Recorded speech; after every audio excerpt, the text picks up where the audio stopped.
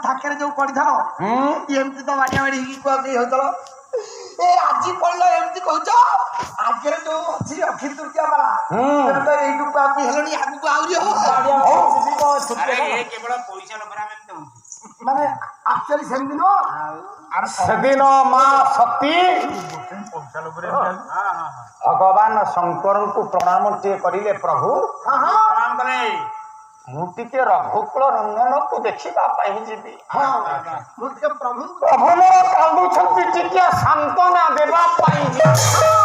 ପ୍ରଭୁଙ୍କୁ ଟିକେ ସାନ୍ତ୍ୱନା ଦେବା ପାଇଁ ଯିବି ମୁଁ ଆସିଲେ ଯେ ପ୍ରଭୁ ମା ମୋର ଆସିଲେ ସତୀ ମା ହେଲା ଭଗବାନ ରାମ ଗୋଟିଏ ବୃକ୍ଷ ମୂଳରେ ବସି ବିଳାପ କରୁଥାନ୍ତି ବୃକ୍ଷ ମୂଳରେ ଆସି ସତୀ ଛିଡ଼ା ହୋଇ ପଡ଼ିଲେ ମା ଜାନକୀଙ୍କର ରୂପ ଧରିକି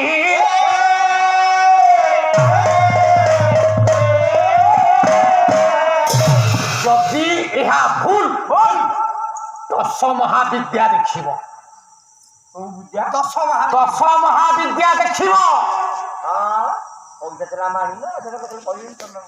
ସୀତାଙ୍କର ରୂପ ଧରି ରାମଚନ୍ଦ୍ରଙ୍କର ଦୁଃଖଟାକୁ ଲାଘବ କରିବା ପାଇଁ ବୃକ୍ଷ ମୂଳରେ ସୀତା ରୂପରେ ଛିଡ଼ା ହୋଇ ପଡ଼ିଛନ୍ତି ଡାକୁଛନ୍ତି ପ୍ରଭୁ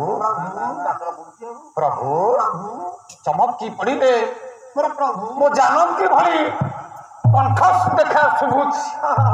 ଚାହିଁଦେଲେ ପ୍ରଭୁ